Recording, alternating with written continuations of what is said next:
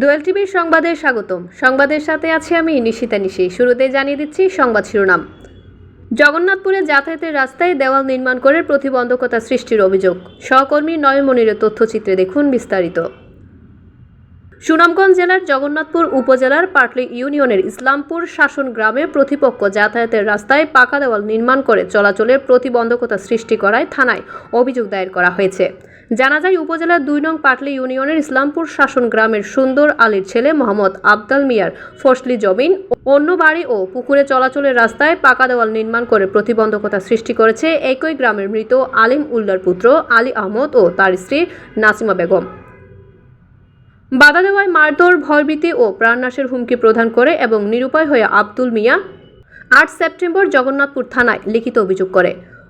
অভিযোগে উল্লেখ করেন, আবদাল মিয়ার পিতা ও মাতা ক্রয়সূত্রে জগন্নাথপুর উপজেলাধীন শাসন মৌজার ৫০ নং জেলস্থিত ৪৪৯ নং খতিয়ানের ৫১৯ ও ৫২০ নং দাগে ২০ শতক আমন রকম ভূমি, একই রকম মৌজা ও জেলস্থিত ২১৬ নং খতিয়ানের ৫১৫ ও ৫১৬ নং দাগে ৬০ শতক আমন রকম ভূমি এবং একই মৌজা ও জেল নং এর ৩৬৫ নং খতিয়ানের ৫১৩ নং দাগে ১৮ শতক বাড়ি রকম ভূমি ক্রয় করেন।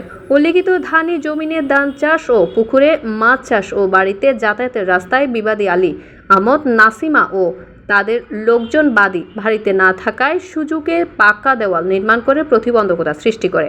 এতে বাধা দেওয়ার কারণে বিবাদীগণ ও তাদের লোকজন বাদী ও তার পরিবারের সদস্যদের ভয়ভীতি ও প্রাণনাশের হুমকি দেয়।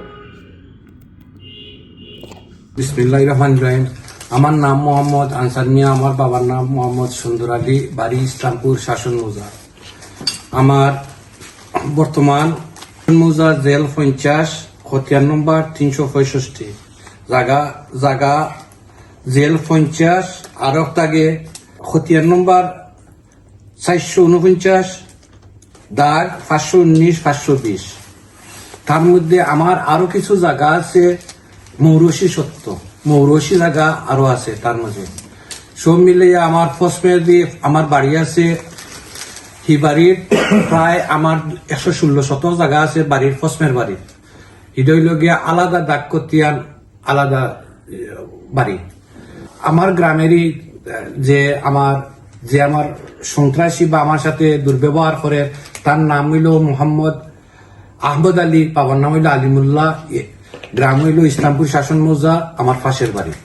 আমরা একই গ্রামে পাড়াবর্ষী, কিন্তু খেয়ে বর্তমানে আমার লগে এমন দুর্ব্যবহার করে আমি দেশও যাইতাম পারলাম না। ২০০৪ তার উপরে একটা মামলা আছে, ২০২২ একটা মামলা আছে সাজাপ্রাপ্ত আসামি, ২০১২ একটা মামলা আছে। জামাল নামে একটা ছেলেরে চুরি দিয়ে ফারমারি তার মানে ফের আস্থা ফারি দিছিল। তারপরে ২২ মামলার আসামি রায়খালী এবং নুর ইসলামের ওয়াইফ তারারে ইনজুরি করছে মাইরা।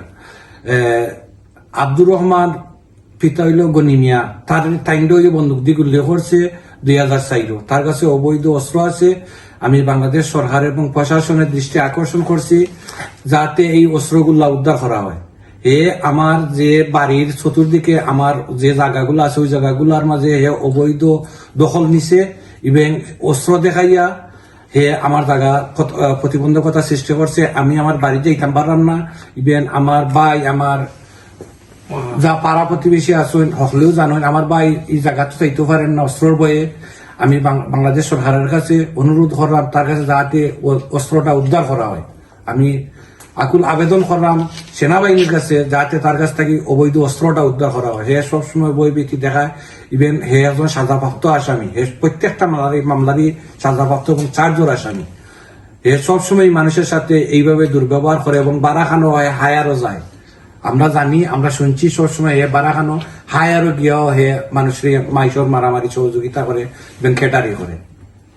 এবং আমার বর্তমানে শারীরিক অবস্থা খুবই খারাপ। আমি একজন হার্ট অ্যাটাক রোগী, বাইপাস, ট্রিপল বাইপাস আমার, যার কারণে আমার দেশে 2টা বাচ্চা আছে। আমার বাচ্চারই কিন্তু দেখতাম পারলাম না। আমার মা অসুস্থ, মারেকা দেখতাম পারলাম না। আমি সময় আমার কলিগ হল আসেন, আমার কলিগ হলেও জানেন যে প্রায় সময় হুমকি দেয়। আমি এয়ারপোর্ট নামলে হে আমার কিডন্যাপ করবো, আমার বাচ্চা কিডন্যাপ করে লিব, আমার ট্যাঙ্ক কাটি লিব, এই ধরনের সবসময় হুমকি দামকি দুটোই আমার আসছে। আমি বাংলাদেশ সরকারের কাছে এবং প্রশাসনের কাছে দৃষ্টি আকর্ষণ করছি। আমার ভাই বড় ভাই আছেন, তাইনও জানুন সবসময় যে উমকি দেয়, তাইনের মুখ থেকে কিছু নকার। আসসালামু আলাইকুম। বাংলাদেশ সরকারের প্রতি দৃষ্টি আকর্ষণ করছি। তাই না আমার বন্ধু মানুষ কথাগুলা হইছেন, আমরা এই দেশও আজকে প্রায় 20 বছর ধরে এর সাথে আছি, কিন্তু বর্তমানে যে অবস্থা, তাই দেশও যাওয়ার প্ল্যান করার পরেও লগে লগে দেশ থেকে ফোন আয় যে তান্ডে সিলেট এয়ারপোর্ট নামার পরে তান্ডে কিডন্যাপ করইব, প্লাস তান বাড়িত বাচ্চা ছোট ছোট বাচ্চা তারারও হুমকি দেয় যে কিডন্যাপ করে নিব কি। এখন দয়া করে আমরা সরকারের প্রতি আকুল আবেদন, আপনারা একটু দৃষ্টি আকর্ষণ করবা। আমি লন্ডন তাইকা কয়েকবার চেষ্টা করছিলাম তার নামে অভিযোগ করবার লাগি বা কেস করার লাগি। থানায় আমার কোনো সময়ও কেসও লইছে না, কোনো অভিযোগও লইছে না, ইভেন আমার কোনো প্রশ্রয়ও দিছে না। থানাত কোনো সময়ও তার বিরুদ্ধে কোনো কেস করা যায় না। সব সময় হে আইনের আমার কাছে লাগে আইনের উর্ধে থাকে, তার উপরে কোনো কেস করা যায় না। তার নামে কেস করতে গেলে থানায় কেস লয় না।